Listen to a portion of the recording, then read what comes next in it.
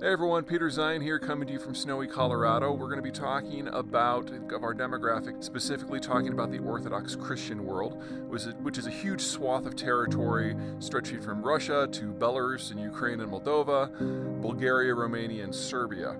Now, these countries have three characteristics in common that have really shaped their demographic destinies, and none of them have been great. The first is broad-scale economic dislocation.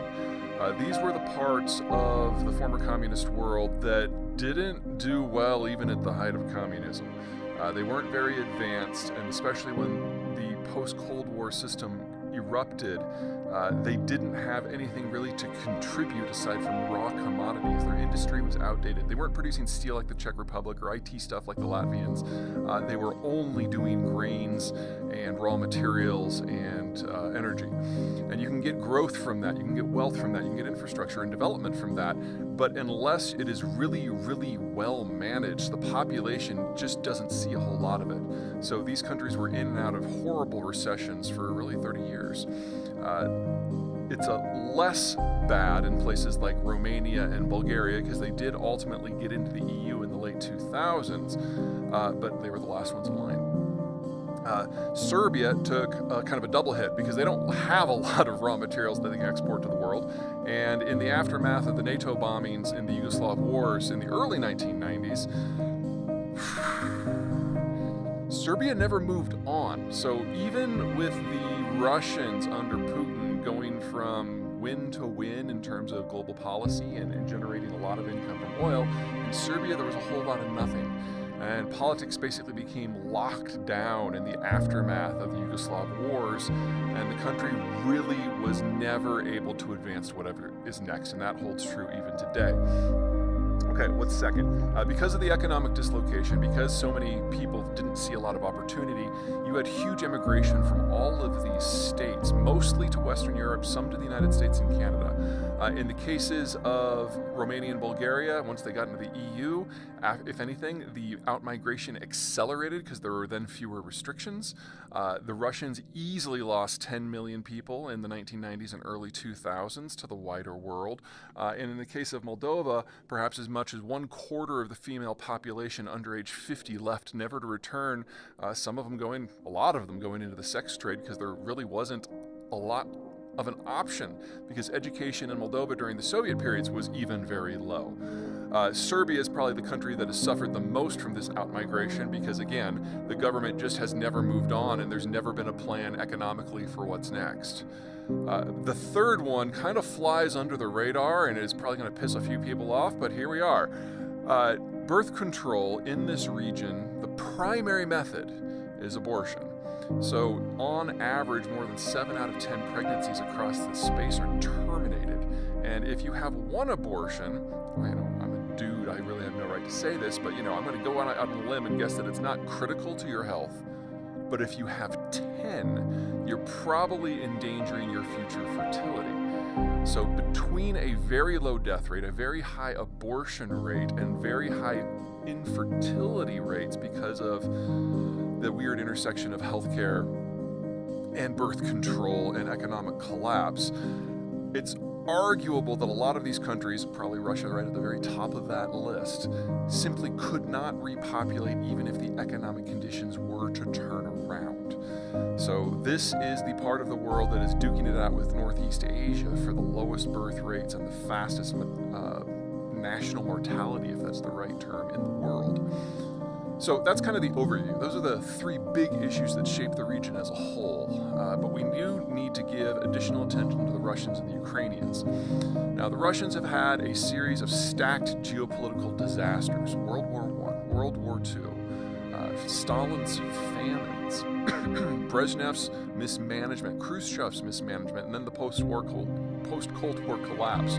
All these kind of stacked on each other, and so that the current generation that is now in their 20s is the smallest one they've ever had.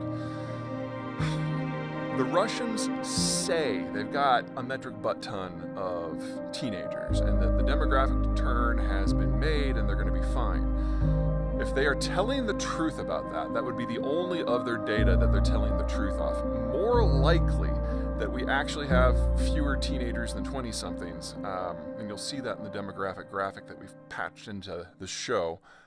More likely, their data is more similar to the situation in Ukraine. One more thing about the Russian demographics, they're not equal. Just as in the United States, where places like Utah or Texas have higher birth rates than places like New York or Connecticut, because they're less urbanized, or have different cultural norms. The same is true in Russia. Russia is not just Russian. The Russian state was originally founded in the area around Moscow, and they discovered that they really had no borders that were secure. So the way they decided to deal with that was to expand, conquer all their neighbors, consolidate, and then expand again, conquer all of those neighbors, and so on and so on and so on until they get to the Russia that we more or less know today and during the Soviet period. That means that there are dozens of conquered peoples living within the Russian system.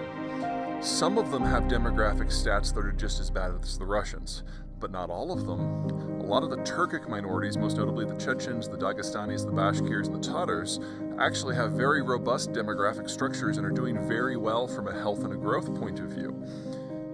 Well, the last decent number that we've got from the Russians was done by the 1989 Soviet census, and at that point, the best guess, Soviet numbers after all, was that 20% of the Russian population within the Russian Federation was non-Russian, so 80% Russian, 20% non-Russian.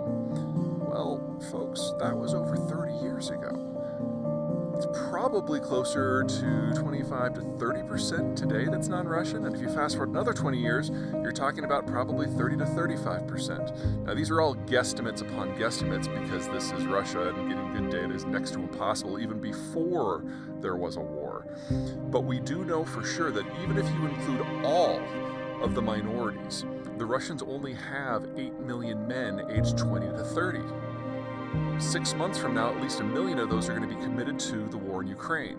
We already have over 100,000 dead. We already have about 1 million who have fled the country.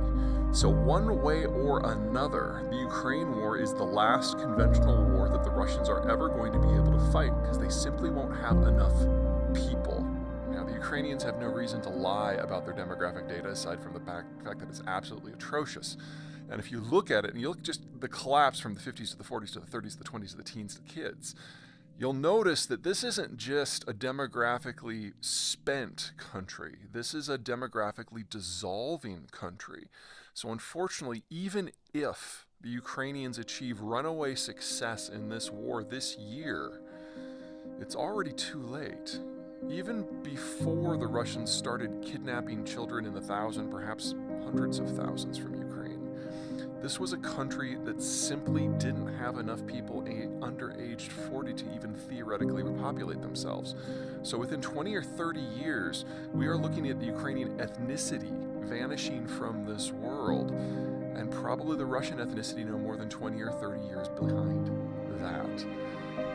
Like I said, they are duking it out with Northeast Asia to see who vanishes faster, which means we have to turn to Northeast Asia next, because that is going to be the part of the world where, from an economic point of view,